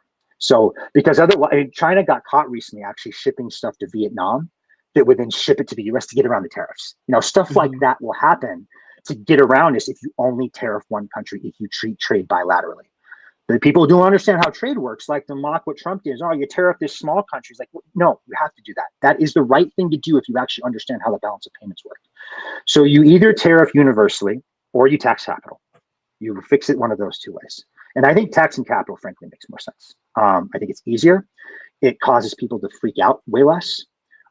It really will only upset Wall Street and the Foreign Affairs Department. And you have to ask yourself: is the United States great because its currency is great, or was the United States great because its economy and manufacturing and its what it was built upon was great? Which of those things should the U.S. hang its hat on? I don't think it should be the currency. So I think anyway, probably most of the people you're talking about, they would say currency. I think nominally, America is a post-industrial nation. They're mostly financial nation now. Yeah, but that's like that phrasing though makes it sound like it's an evolution of sophistication. Germany is every bit as sophisticated and modernized as the United States. They are great manufacturing there. They're a surplus country. South Korea, not a third world country, right? Netherlands. So it's like this post-industrial statement suggests like, oh, it's just what you evolve to. It's like when you become this higher ordered being, you stop creating things. Like, no, that's not. It's not this like this evolutionary process where you just stop doing that. You stop doing that because some things happen that undermine your ability to do that. Plenty of first world rich nations are industrialized and successful for doing so, and certain countries like South Korea and China are doing very well for doing so. China's done very well for themselves with the games they've played to extract from the US, because we can't figure out that tariffs aren't just a tax. Tariffs actually work as a certain way to mitigate their mercantilist behavior. And you know what? God bless China for figuring that out and us being too stupid to respond in kind. That we don't see that this is a prisoner's dilemma is our fault. You should expect both counterparties to act in their self-interest. And China's done that, and we haven't, frankly. So just out of curiosity, I opened the nominal GDP sector composition. So there is agricultural, industrial, and service. The world average appears to be 30%. And then the United States sits at 19, Yeah. but they're in a company of United Kingdom, Denmark, Netherlands, France, Belgium. Germany has 28%, so that's below average. Yeah. You'll see in every Yeah, country, and most industrial nations are Kuwait, Angola, Equatorial Guinea, Azerbaijan, Libya, Iraq, Congo. So these are more than 50% industrial. yeah. I'm the outliers or like Iran or something. I don't know, but the consistent large surplus and deficit ones like South Korea, Germany. Hmm. I'm trying to bring up the info here. Computer's being very slow, but the average for manufacturing will be higher almost uniformly in all those nations. There's an excellent piece called Trade Intervention for Freer Trade by Michael Pettis that actually breaks this down in just a beautiful way. It's a fairly long essay. It's well worth it. I don't recommend economists very often because I don't take economics terribly seriously just because I think it's, you know, I don't think there's a lot. It's not really a science. It's basically politics with numbers. But he approaches this in a very mechanical, accounting-based way that deeply understands the balance of payments and how these things come to be. His work on this is just phenomenal. He deconstructs all of this very mechanically. The shares of consumption, the shares of GDP, the productivity shares of GDP, the shares of manufacturing, and compares them to global averages.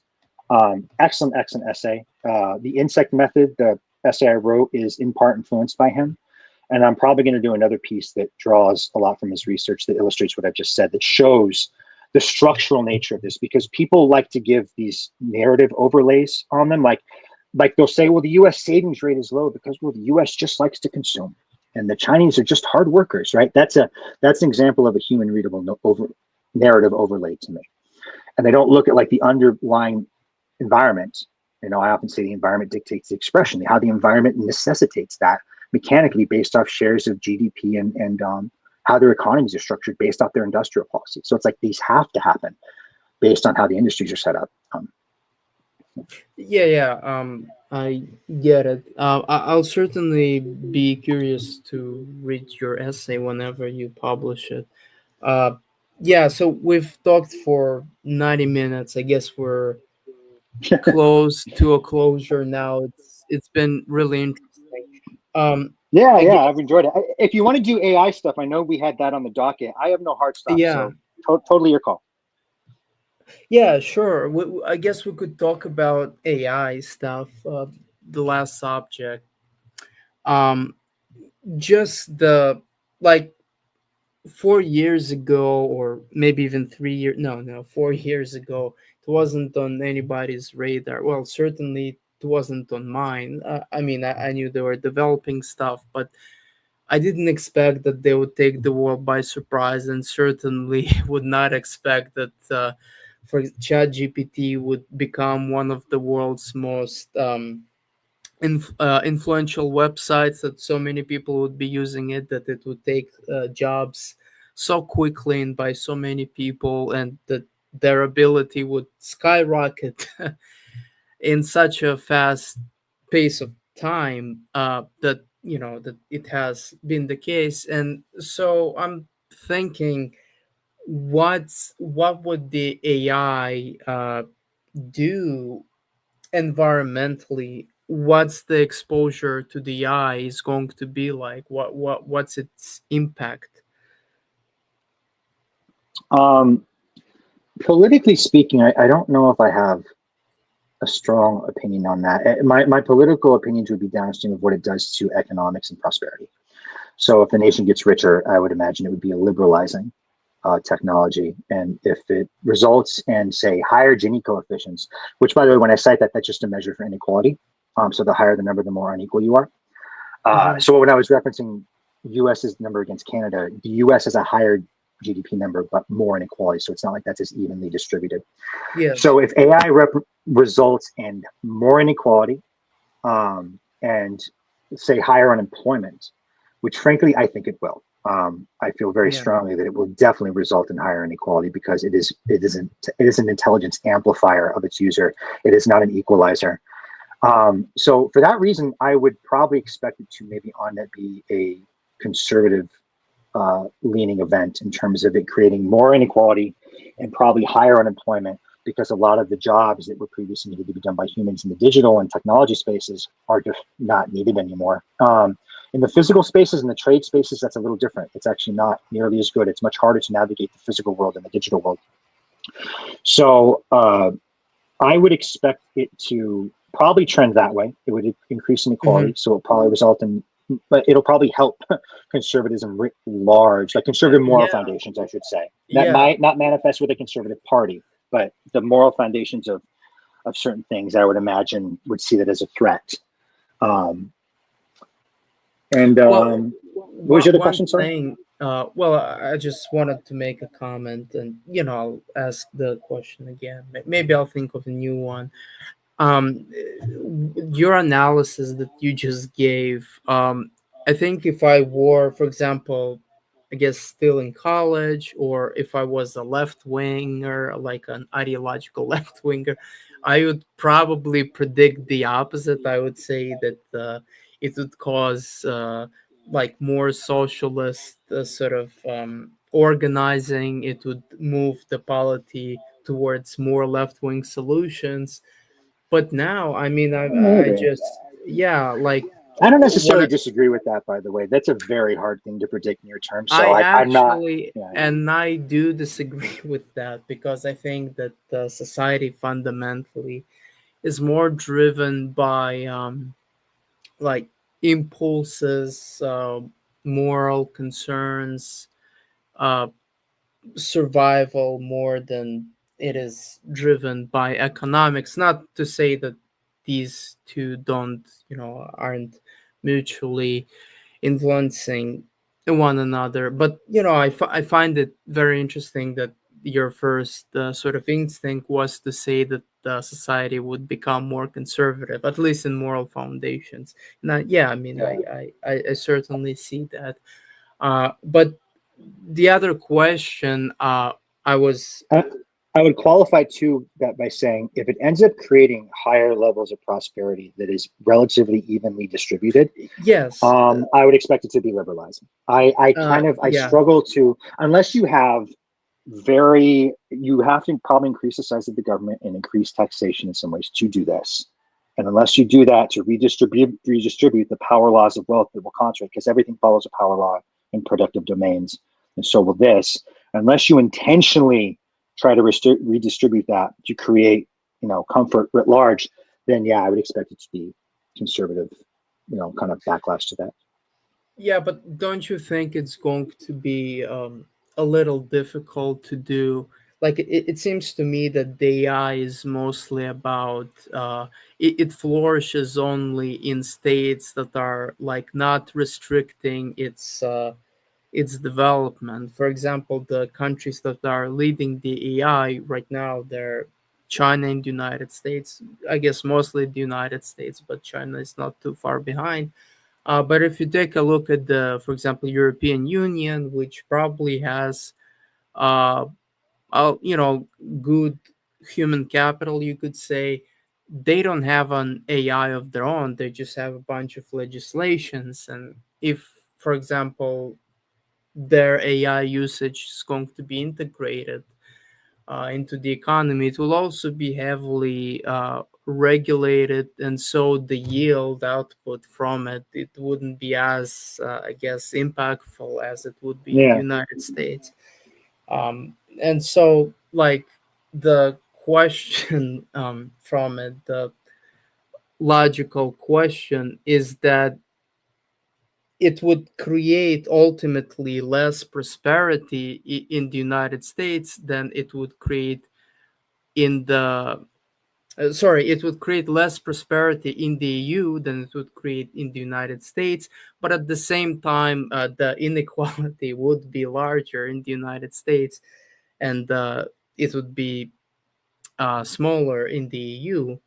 And so you would assume from that point that the EU would continue to drift, I guess, this, uh, I don't know, like even what way it would drift, because inequality like more inequality results in, I guess, more liberalizing stuff, but they also have less prosperity, which is like, it would be different to predict what way it would ultimately drift.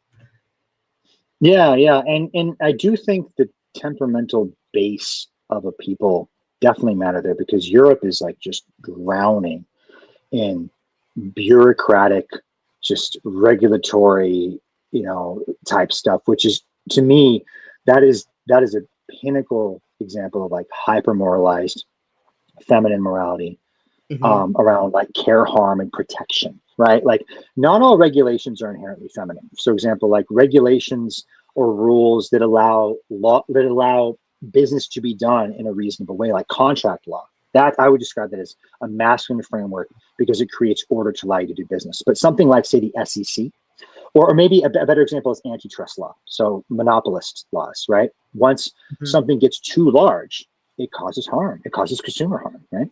And that creates an unfair environment. Like, those are very feminine motivations, and understandably so. Like, you should have that, because the byproduct of being like too masculine and never feminizing any of like your rules is that you have like these giga monopolies. You have these rulers, and complete concentration of these power laws, because you just never factor in care, harm, or fairness, cheating, which are important morals. Like, there's a reason why those morals exist. They are important in certain circumstances.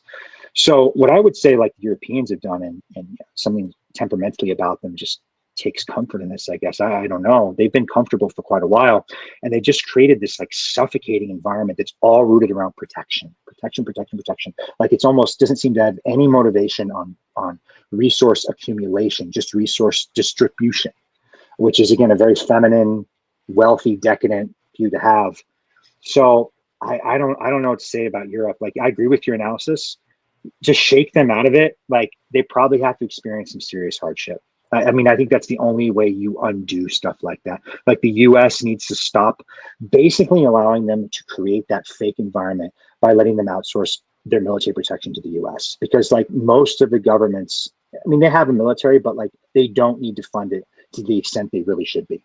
So they take that money and they create welfare states, or they create these bureaucratic, fake jobs, and just Hmm. these things that stifle productivity. And I think it's a result because they're too comfortable, in part because the U.S. is enabling that with NATO and just taking care of them too much as vassal states. So I think you'll undo that once Europe has to really fend for itself. And hopefully the Europe Yeah. is letting them stand on their own. I hope we leave them alone. Like, I think it's great that there's multipolarity and these pockets of power that can dictate them and stand up for themselves, like China, Europe, US, good multipolarity, Russia even.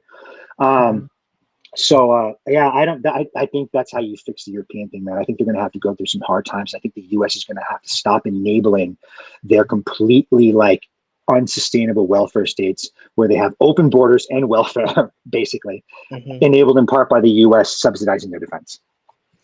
Yeah, I mean, I couldn't agree with you less, or I guess more. I forgot what's the proper word. If you But agreed with me a lot, it's more. If you agreed with me. yeah, I agree with you. Subscribe to every what you said, and hopefully they'll get shaken out of it, because whatever they're doing is clearly not very sustainable. Uh, but anyway, I think we've spoken for 100 minutes. We should probably end it somewhere here. Um, is there anything that you want to say to the audience? I appreciate everyone listening. I don't think we got to answer questions. I'm happy to answer them whenever. If you want to Well, DM me yeah, too. Uh, there weren't questions. The stream, 18 people are watching us right now. I oh, gotcha, guess gotcha. at the max it was 27 people or something like that. So there weren't any super chats. Most people are uh, they're watching the India-Pakistan conflict right now, so there weren't any super chat. And also, this is the first time I'm streaming at 7 p.m. Usually, I'm streaming at 3 p.m. and I'm getting at least like 85 viewers max. Yeah, Got it, got it. last time Okay. was my record, got over 80, but at 7 p.m. It's just not the right time, I guess. Maybe Oh, if, got and it. also this Indian war thing. Uh, People Oh, were no talking worries. about it while we were talking, so I guess maybe the last thing we could like answer, like give our comments about India, Pakistan. Like, people who are listening right now, probably good portion of them are scrolling the news feed and Twitter, or watching what's new has happened there. Um, like, I don't know, like what's your take on the conflict? No, I don't know anything about it, to be Yeah, you frank. I don't know know. I Yeah. know they have historical animosity there, so it's almost as remarkable as Hamas. Well, it's a little more remarkable than Hamas sending rockets to Israel, but like, it's not in that they don't like each other, and that's well documented. But that's all I know. Mhm. I don't know anything about them. Yeah, and I'm waiting if I should become like a is sorry, like a India Pakistan expert commentator, like I have become an expert commentator on the Palestine, Israel, Russia, and Ukraine. If Kurt like thing this, expert. yeah, if this war, I guess, continues or clash, I guess I'll have to study a little bit on the this conflict. But one thing I'll say, and by the way, I'm not like on any side here. I've just been observing. I don't have any biases. But one important thing that I sort of noticed is that, first of all, the Indians in the beginning, they have clearly overreacted, and it was my impression that they were gearing for war. But then when they have actually responded to Pakistan, they didn't respond, like they responded in in a limited way. Like, they have caused a lot of damage. They have bombed three places. They used, I think, 9 missiles, and there were casualties on the Pakistani side, including three confirmed civilians. One mosque was destroyed, but it was a very limited strike. And then, out of like out of the blue, Pakistan goes like, you know, it throws everything at India, and they're just I mean, I haven't been following the news ever since we started talking. I didn't but scroll the feed, but Pakistan has clearly overreacted, and it looks like India is going to return the favor, and they've already shut down. The last news I read is the Pakistanis have shut down three Indian aircraft. Two of them have been confirmed.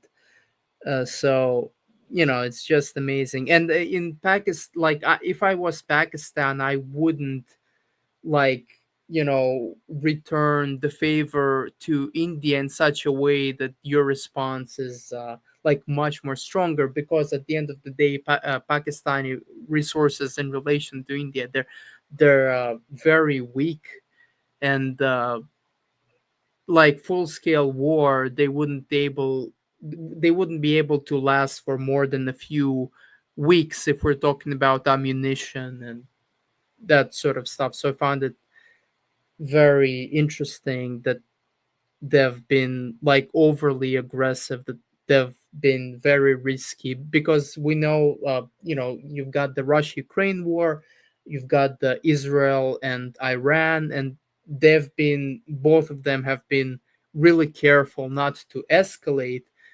But these two, they just want to escalate. They want a total war, um it seems. Yeah, it's a part of the world fighting that I have not, I haven't seen before necessarily, though I know they have historical beef there. I don't Yeah, have a and side. I don't have a the preference. funniest thing is that both of them have nuclear weapons. They have, I think, 170 nuclear warheads, each of them, Yeah, or is it 70? I forgot. But it's a moot lot. They're point. both nuclear weapons, and they're just not making any attempts to de-escalate. Yeah, well, I Anyways, think when yeah. that's the Mhm. case, you just kind of know that the war won't get too hot because, in a way, nuclear weapons have been very successful at proliferating peace in their own strange way. Because, I mean, it creates certain boundaries that no one has. really yet crossed since they've come to existence, where you can threaten, you can do shelling, you can do traditional warfare, but you better not, you better not really threaten a victory, because if you threaten like toppling or taking over, it's like, no, like you don't do that to nuclear weapons. So it like confines the war to still a form of war and still not obviously peaceful in that sense, but it like limits the raw extent that it can really cascade out of control, and that like someone's invading another nation or something like that. So yeah, it creates like these proxy wars. It creates like indirect conflicts where big powers don't want to be seen directly beefing with each other or something. So yeah, I feel like the existence of that means it won't get that intense because just game theory, I suppose. But I don't know. Yeah, I'm but not I super familiar with think that. I don't know. I think the opposite. If Pakistan starts losing, they have more incentives to use nuclear weapons because uh, I've seen some analysis that about their army recently. There have been claims that because they've sent so much weapons and ammunitions to Ukraine, they could only like withstand like I think 2 weeks of full conflict with India. And so, like, what would happen to Pakistanis after they start losing, and after India would start driving them out of, Kashmir or maybe even Pakistan proper? What are they going to do? They will use nuclear weapons, right? They have this Uh, incentive, and I the mean, it Indians depends on what losing means. Like losing might mean if driven you if out you can't compete physically. if you can't compete on normal warfare grounds and you lose a province or something, like you might lose a province. I could see that happening because that really doesn't Yeah, quite. But if your existence is threatened, like I'm talking like losing World War II, losing like what happened to Germany, like that's losing. Like that is brutal, like existential style losing. well, That is what to I'm be talking about. fair, the only country that has ever used a nuclear weapon on another country, they were winning when they used these nuclear weapons. I'm talking Well, about the the game United theory States. is, yeah, the game Hmm. theory is different though when the other side doesn't have one, or no one has one. You're the only one with it. But Yeah. when others have it, or like maybe Poland doesn't have nukes, but NATO does, like that changes the tenor of what defeat means. Like it doesn't mean total. It can't. Like it kind of just doesn't mean total defeat, because if it did, like, well, I'm totally defeated. I'm going to nuke you. Then what are you going to do about it? Nuke me back? I'm already getting destroyed. Like you can't create Yes. a dog with his back against the wall, basically, and you have to sort of like it can't be total defeat basically if it's a nuclear power, because like at that point they have nothing to lose, I suppose. And that's what kind of keeps it mitigated in a way. When you have two nuclear powers going against each other, it's like I can never envision a Berlin style destruction happening again. Certainly not a Hiroshima style nuking, just because like, well, you can't get away with that anymore because you're not the only guy with the tech anymore. Mhm. um, anyway, yeah, that's just like, and you haven't seen that since. Like you haven't seen. I mean, I guess it's only been 80ish years, and frankly, we tend to have major wars every 80ish years. But so far, they haven't really been a vehicle for more war. In fact, they've just been a vehicle for covert, soft, cold wars or proxy wars. They make the war less ostentatious. Yeah. Yeah. Well, anyways, I think it's proper time to end the the stream here. Sure, It sure. was, yeah, nice talking with you. We probably should talk again, maybe in a year from now, or if something really important happens that relates to, I guess, biofoundationalism, we could stream again. Yeah, Um, yeah. Just hit me up. I have no time frame on anything. If something makes sense to discuss and it's interesting, I enjoy conversations like this. I appreciate the way you like pushed back on it in a very thoughtful way. I've it's fun to like address it on, and to explain it on antagonistic grounds like that, where someone's trying to poke holes in it. So I enjoy that. mhm.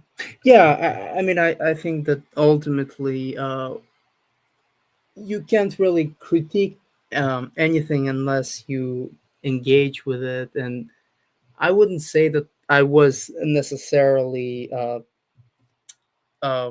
was motivated towards critique. I was mostly engaging with whatever you were saying, just making comments.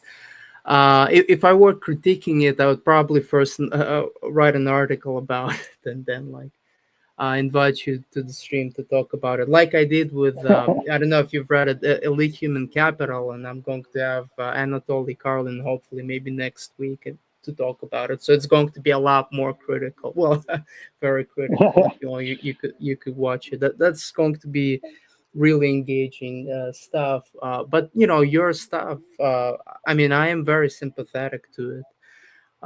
The evolutionary thinking. Uh, yeah, like. I do have some objections, and I think it's way more like relative. But the assumptions that you have, I mean, I agree with them.